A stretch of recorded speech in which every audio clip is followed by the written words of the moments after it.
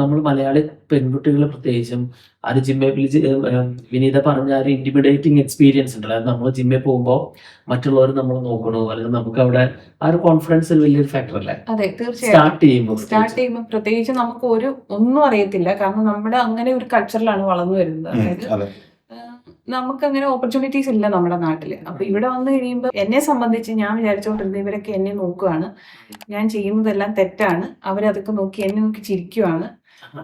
അങ്ങനെയൊക്കെയാണ് ഞാൻ വിചാരിച്ചോണ്ടിരുന്നത്.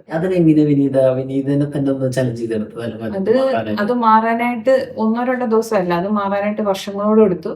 ആദ്യത്തെ ഒരു വർഷം കൊണ്ട് ഞാൻ ഒരു റെഗുലർ പാറ്റേൺ ഉണ്ടാക്കി എടുത്തു ജിമ്മിൽ പോകാൻ വേണ്ടിയിട്ട്. ഞാൻ ഇപ്പൊ വർക്കിന്റെ ഇടയിലാണെന്നുണ്ടെങ്കിൽ സമയം കണ്ടെത്തി 1 hour അങ്ങനെ പോയിക്കൊണ്ടിരുന്നു. അതിനുശേഷം ഞാൻ സാക്കിന്റെ കൂടെ ട്രെയിൻ ചെയ്യാൻ തുടങ്ങിയതിനു ശേഷമാണ് കോൺഫിഡന്റ് ആയി തുടങ്ങിയത്. ജിമ്മിൽ പോയി എക്സസൈസ് ചെയ്യാം. ജിമ്മിൽ വരുന്നവരെല്ലാം അവരവരുടെ കാര്യങ്ങൾ ചെയ്തിട്ട് പോവാണ്. നമ്മളെ ജഡ്ജ് ചെയ്യാൻ നിൽക്കുകയല്ല. അവരാരും നമ്മളെ ജഡ്ജ് ചെയ്യുന്നില്ല. അവരെല്ലാവരും അവരുടെ കാര്യങ്ങൾ നോക്കിയിട്ട് തിരിച്ചു വീട്ടിൽ പോകണമെന്നുള്ളത് അപ്പോഴാണ് എനിക്ക് മനസ്സിലായത്.